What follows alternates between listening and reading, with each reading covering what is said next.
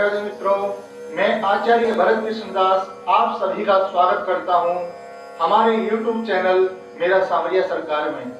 मित्रों, आज हम बात करेंगे श्रावण सोमवार 16 सोमवार की क्या विधि है और इसके उद्यापन की क्या विधि है। मित्रों, बहुत सारी माताएं बहनें इस व्रत को रखती हैं। भोलेनाथ को सबसे प्रिय व्रत या तो शिवरात्रि का व्रत होता है या फिर सोमवार का व्रत होता है। माताएं किसी न किसी कामना से सोमवार का व्रत रखती हैं, लेकिन विधि ना पता होने के कारण उनकी वह कामना पूरी नहीं हो पाती है।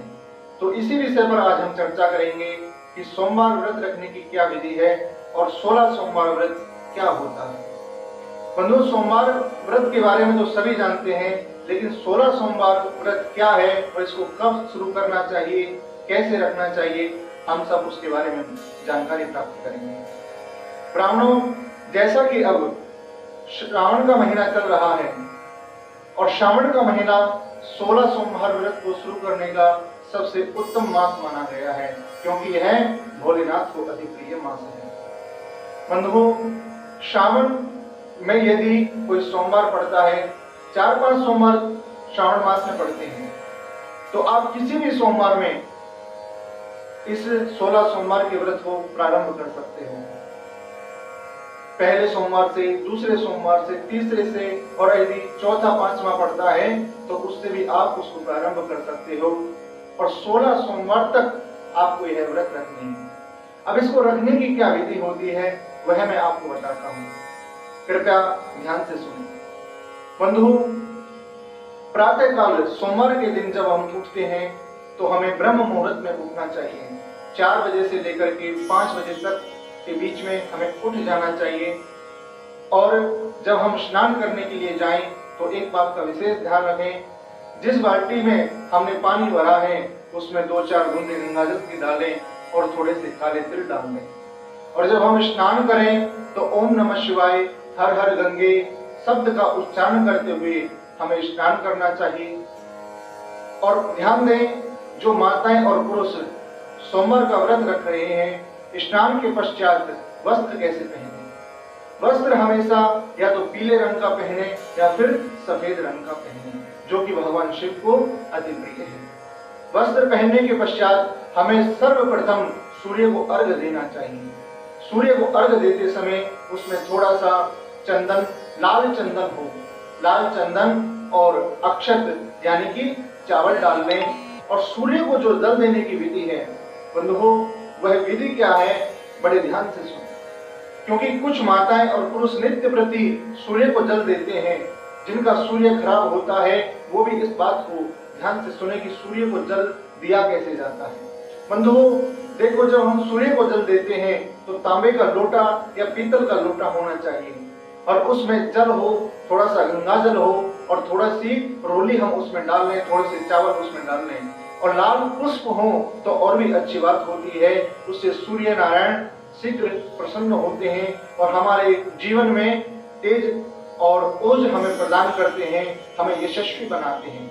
तो आइए सूर्य को जल कैसे दें ये बड़े ध्यान से देखें। देखिए, जैसे ये पानी का लोटा है, पानी का लोटा लेकर के हम इस तरह से लें और जब जल नीचे गिरे तो सूर्य की ओर देखते हुए उस धारा में से सूर्य को देखें। सूर्य की ओर जब हम उस धारा में से देखते हैं तो धारा में से जब किरणें सूर्य की निकलती हैं तो वह हमारे अंदर प्रवेश करती हैं, जिससे कि हमारे अंदर सूर्य ग्रह जो कि नीच का हो जाता है कभी कभार हमारी कुंडली में, तो उससे हमें सूर्य को बल प्राप्त होता है और भी हमारे जो ग्रह हैं उनको भी बल प्राप्त हो जाता है। तो सबसे पहले सूर्य को अर्घ दें, उसके पश्चात आप क्या करें वह ध्यान से सुनें। बंधु, हमें या तो शिव मंदिर में जाना चाहिए या फिर हमारे घर में इतना ध्यान दें, इतना एक अंगूठे के बराबर यदि शिवलिंग है तो ही घर में पूजा करें, अन्यथा हमें शिवलिंग घर में नहीं रखना चाहिए। क्योंकि शिवलिंग जब हम घर में रखते हैं तो नित्य प्रति उसकी पूजा की जाती है और कभी कभार हमारे जीवन में ऐसे कारण बन जाते हैं कि हम भगवान की पूजा नहीं कर सकते, सूतक हो जाते हैं, पातक हो जाते हैं, मरना जीवन सबके जीवन में चलता रहता है, तो उस समय यदि भगवान की पूजा नहीं हुई तो हमसे पाप बन जाएगा। इसलिए ध्यान रखें, शिवलिंग इतना ही बड़ा रखें, क्योंकि यदि इससे बड़ा हम रखेंगे तो हम उसके पाप के भागीदारी बनते हैं। यदि आपके घर में शिवलिंग है या फिर आप शिव मंदिर में जाते हैं तो पूजन की क्या विधि है वह आप जानें। बंधुओं, जब हम शिव मंदिर में जाते हैं तो हमें सामग्री क्या क्या लेकर के जानी चाहिए शिव पूजन के लिए, वो आप नोट करें। दूध, दही, शक्कर, घी, शहद, बेलपत्र, धतूरा, भांग, गंगा जल, दीपक, धूप, चावल, कुमकुम, रोली और अगरबत्ती आप यूज कर सकते हैं, बशर्ते उसमें बांस की अगरबत्ती नहीं होनी चाहिए।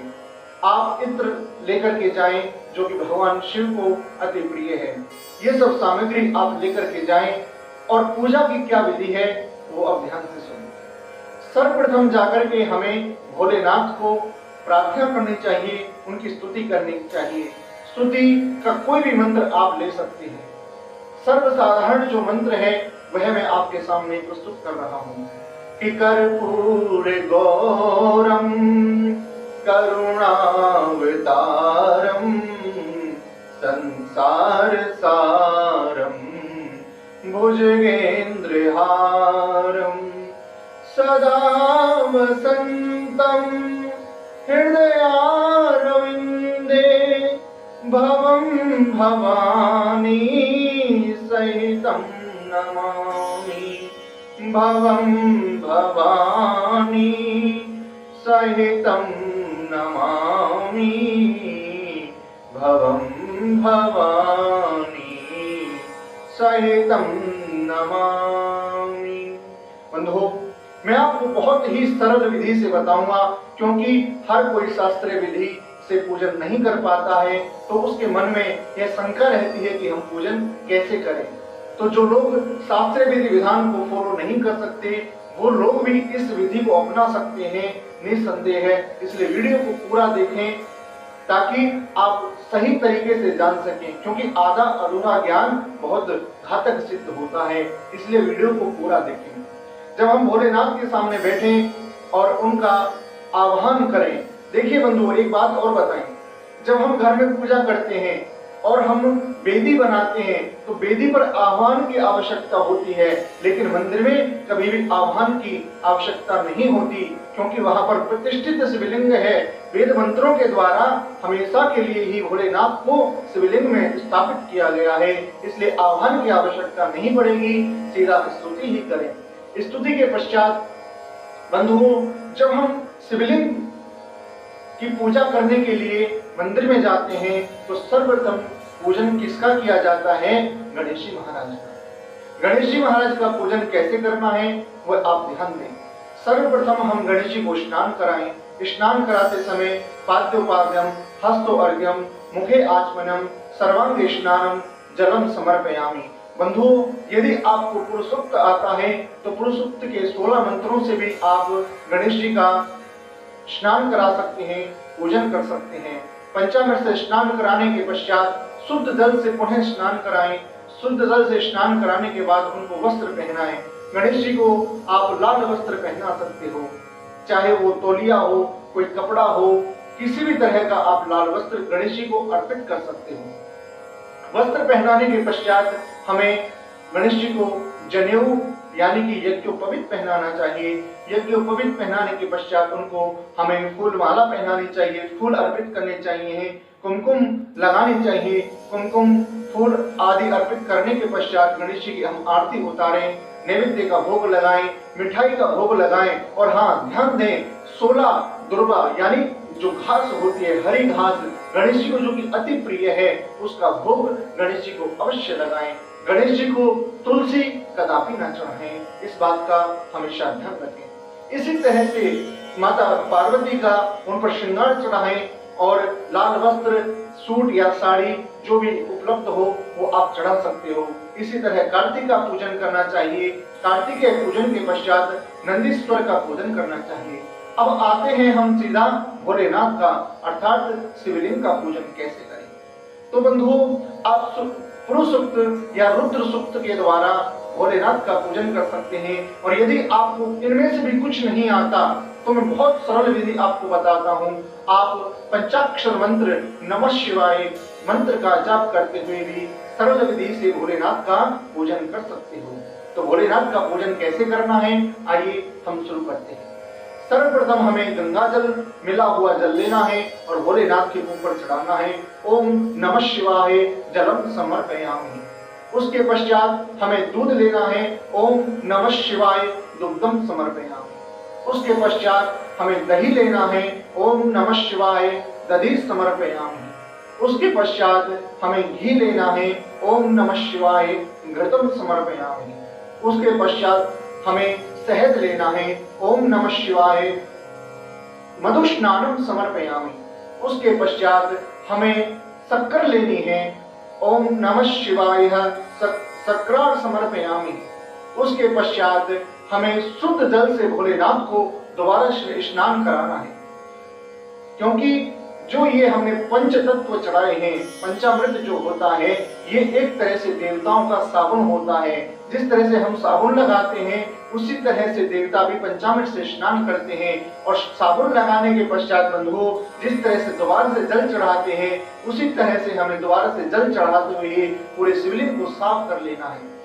साफ कर लेने के पश्चात सूखे वस्त्र से उनको पोंछें। सूखे वस्त्र से पोंछने के पश्चात फिर हम उन्हें वस्त्र पहनाएं। भोलेनाथ को श्वेत वस्त्र भी पहनाया जाना चाहिए। वस्त्रम समर्पयामि कहते हुए हम वस्त्र चढ़ाएं। यदि हमारे पास वस्त्र उपलब्ध नहीं है तो हम वहां पर कलावा भी चढ़ा सकते हैं। उसके पश्चात हम भोलेनाथ को वस्त्रम समर्पयामि कहते हुए वस्त्र चढ़ा देंगे। फिर हम यज्ञोपवीत यानी कि जनेऊ अर्पित करेंगे कि यज्ञोपवीतम समर्पयामि। यज्ञोपवीत चढ़ाने के पश्चात हम बिल्व पत्र भोलेनाथ को चढ़ाते हैं। बिल्व पत्र चढ़ाने की विधि क्या है ये आप डिस्क्रिप्शन में जा करके देख सकते हो हमारे वीडियो की बिल्व पत्र कैसे चढ़ाएं। बिल्व पत्र भोलेनाथ को चढ़ाते हुए ओम नमः शिवाय बिल्व पत्रम समर्पयामि। बिल्व पत्र चढ़ाने के पश्चात आप धतूरा जो भांग जो भी हमारे पास उपलब्ध है वह आप भोलेनाथ को चढ़ाएं। पुष्पमालाम समर्पयामि।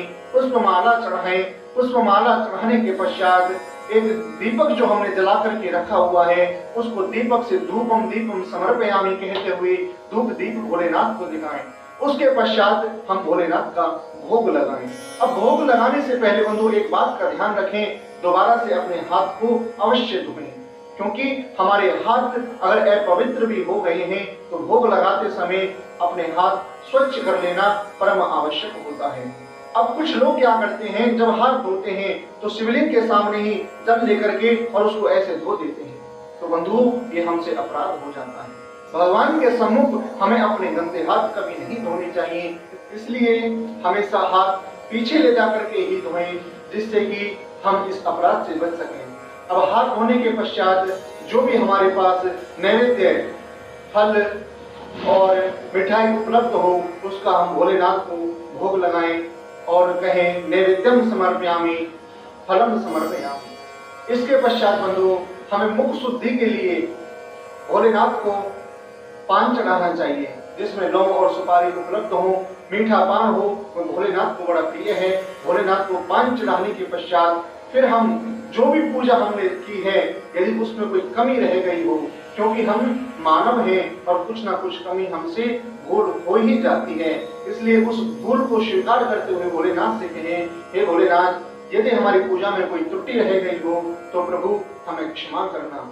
इस तरह से बाद में हमें क्षमा करते हुए थोड़ा सा जल आगे डालें और उसको मस्तक से लगाएं, तब ही अपने आसन से उठें। तो ये आपकी पूजा की संपूर्ण विधि है।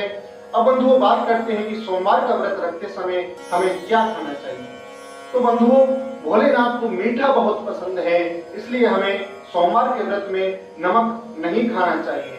और एक बात का ध्यान रखें कि अन्न जो होता है वह दिन में एक बार ही लेना चाहिए। अन्न एक बार ही लें। आप क्या खा सकते हैं वह मैं आपको बताता हूँ। आप दूध ले सकते हैं, दही ले सकते हैं और रोटी का मीठा चूरमा बना सकते हैं। अब भोग लगाने की क्या विधि होती है उसको ध्यान रखें। मीठा चूरमा जब आप बनाएं तो 3 चूरमा, बड़े बड़े 3 चूरमा बनाएं। आपको भगवान का भोग लगाना है। एक चूरमा आपको भोलेनाथ को अर्पित करना है। एक चूरमा जो भोलेनाथ की सवारी है नंदी, उसको अर्पित करना है। आप जो चूरमा भोलेनाथ को चढ़ाया है उसको मंदिर में ही चढ़ा रहने दें और नंदी के चूरमे को आप किसी बैल को खिला सकते हो जाकर के। बंधुओं, उसके पश्चात जो अंतिम चूरमा बचता है, भोलेनाथ का भोग लगा करके उस चूरमे को घर ले जाएं और उसका आप स्वयं भोजन करें। बंधुओं, बात करते हैं कि सोमवार का उद्यापन हम कैसे करें। तो बंधुओं, भोलेनाथ के लिए हमें वस्त्र लेने चाहिए। वस्त्र सफेद रंग के हों और माता पार्वती के लिए लाल रंग के वस्त्र हों, श्रृंगार हो, आभूषण हो। और क्या करें कि इन वस्त्रों को, आभूषणों को हम किसी ब्राह्मण और ब्राह्मणी को दे सकते हैं। यदि वह भी उपलब्ध ना हो तो मंदिर के पुजारी और उनकी धर्मपत्नी को दे सकते हैं। और यदि वह भी उपलब्ध ना हो तो किसी गरीब को हम दे सकते हैं जो कि असहाय हो और जिसको इनकी आवश्यकता हो। बंधुओं, उनको देने के पश्चात हमें उनको भोजन कराना चाहिए। यदि हम भोजन नहीं करा पा रहे हैं तो हमें सूखा भोजन उनको दे देना चाहिए, जैसे दाल, चावल, आटा, नमक, घी और सब्जियां। ऐसा करने से उनके पश्चात हमें उनको दान दक्षिणा अवश्य देनी चाहिए। बंधुओं, उद्यापन में आप हवन और कर लें तो अति उत्तम बात होती है। हवन कोई ज्यादा लंबा चौड़ा नहीं करना है। पीपल की या आम की लकड़ियां ला करके हम उनका हवन कर सकते हैं। घी लें, सामग्री लें और ओम नमः शिवाय इसका जाप करते हुए कम से कम 1 माला का हवन तो अवश्य करें। बंधुओं, आपको जो भोजन करना है उद्यापन वाले दिन भी एक बार ही करना है और मीठे का ही भोजन करना है। आप अगले बार से फिर आपको ये करने की कोई आवश्यकता नहीं है। तो बंधुओं, ये हुई उद्यापन की बात। अब बात करते हैं कि सोमवार का व्रत रखने से हमें क्या लाभ प्राप्त होता है। तो बंधुओं, मैं आपको बताना चाहूंगा, यदि किसी बहन की शादी नहीं हो रही है, किसी कन्या की शादी नहीं हो पा रही है, मनवांछित वर प्राप्त करने के लिए वह कन्या सोमवार के व्रत रख सकती है। बंधुओं, और बात करते हैं, किसी की कुंडली में यदि चंद्रमा पीड़ित हो रहा हो, वह भी यदि भोलेनाथ का व्रत रखे, सोमवार का व्रत रखे, तो चंद्रमा भी मजबूत हो जाता है।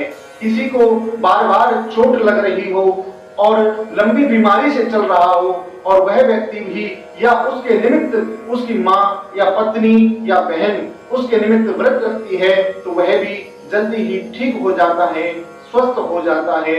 बंधुओं, आज की वीडियो को हम यहीं पर विश्राम देते हैं। बंधुओं, आपको हमारी वीडियो कैसी लगी कमेंट बॉक्स में जाकर के जरूर बताएं और अगर वीडियो अच्छी लगी है तो ओम नमः शिवाय लिख करके प्रतिपुष्टि अवश्य दें। बंधुओं, ज्यादा से ज्यादा हमारी वीडियो को शेयर करें ताकि हमारे सनातन धर्म का प्रचार प्रसार हो सके। और यदि आपने हमारे चैनल को सब्सक्राइब नहीं किया है तो तुरंत सब्सक्राइब करें और बेल आइकन को दबा दें ताकि जब भी हमारी वीडियो अपलोड होगी तो पहले आपको प्राप्त हो सके। बंधुओं, इसी के साथ मैं आपसे विदा लेता हूं। आगे फिर कल मैं आपके साथ एक नई वीडियो के साथ उपलब्ध होऊंगा। जय श्री राधे।